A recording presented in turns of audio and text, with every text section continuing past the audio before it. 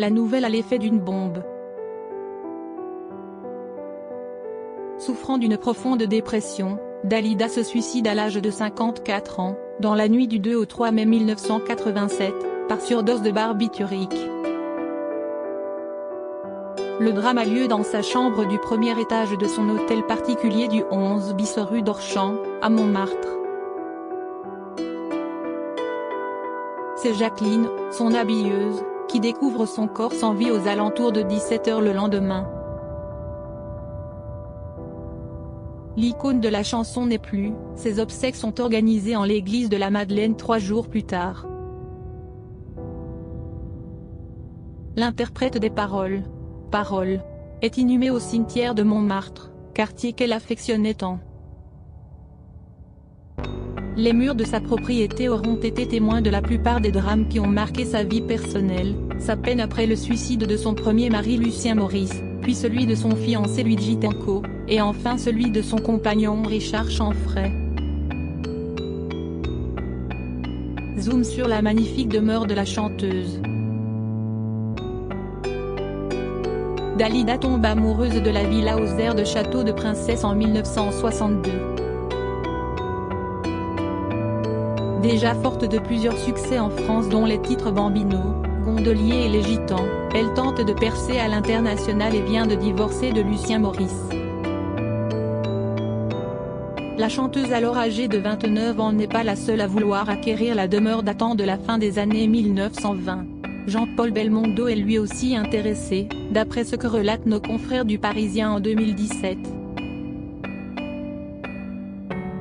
Il faut dire que l'un de ses anciens occupants était lui aussi célèbre, Louis-Ferdinand Céline en était le propriétaire de 1929 à 1944, année durant laquelle il met en vente l'hôtel particulier pour emménager rue Girardon. Supérieur à Dalida, Alain Delon, Michel Drucker.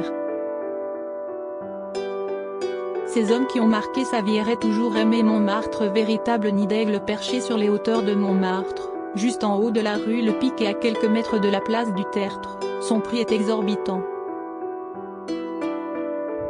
Mais la vue imprenable sur Paris, avec le Grand Palais en ligne de mire et la Tour Eiffel sur la droite, en vaut la peine. Dalida s'empresse de l'acheter, disposant de la somme nécessaire. J'ai toujours aimé Montmartre, j'ai trouvé que c'était tellement paisible et calme que j'ai tout de suite acheté cette maison lorsque je l'ai vue, confie-t-elle dans une interview télévisée en 1975, reprise par A2 Magazine. La maison se trouve à 2 pas du moulin de la Galette, où Dalida a ses habitudes, s'attablant toujours près de la fenêtre. Lorsque la solitude s'accentue dans les dernières années, elle y est quasiment tous les jours, notamment avec sa grande amie Anouk Aimée. C'était un refuge familial, explique Jean-Manuel Gabert, président de la Société du Vieux Montmartre et auteur d'un livre sur la chanteuse aux Parisiens. Pour l'icône, la célèbre butte est aussi synonyme de souvenir d'une vie passée. Dalida et Montmartre, ce n'est pas anecdotique. Sa vie, ses amis étaient ici et elle adorait cet endroit, la gouaille des marchands des 4 saisons de la rue Le Pic, les Poulbeaux, enfants du quartier, la vie dans la rue. Tout cela lui rappelait Choubra, le quartier italien du Caire où elle avait grandi, poursuit l'auteur. Alain Delon, Jean-Luc Lahaye. Dalida partage son toit au gré de ses relations. Dalida change la décoration des lieux, car elle trouve que c'est la moindre des choses, quand on peut le faire, d'imaginer le décor ensemble, tel que nous l'aimons. Ainsi, d'après le magazine d'architecture, la star y vit d'abord avec Alain Delon, puis avec Richard Chanfray, son partenaire de 1972 à 1981. Pour lui, elle fait installer un atelier d'artiste au sous-sol, afin que le peintre puisse créer ses toiles dans un espace qui lui est propre. Yolanda Cristina Gigliotti, de son vrai nom, accroche ensuite les œuvres de son compagnon dans un espace qu'elle surnomme la galerie, afin que ses invités puissent les admirer. Ce sera la maison principale de sa vie. et le lieu de rencontre de toute une intelligentsia qui se retrouvait là le dimanche, très simplement, autour d'un plat de pâtes, révèle Jean-Manuel Gabert. Les pièces de la demeure regorgent par ailleurs d'objets en tout genre. Dalida adore ça. Elle collectionne les bibelots chinés lors de ses voyages, comme un grand buste de Bouddha ramené de l'Himalaya, mais aussi les livres, indiquent nos confrères, ajoutant que sa chambre et son petit salon abritent de grandes bibliothèques.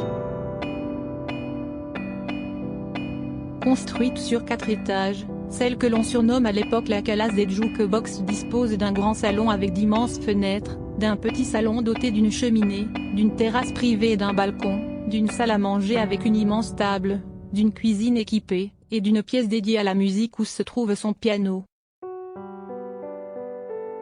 À l'extérieur, une cour assez grande pour pouvoir y garer plusieurs véhicules.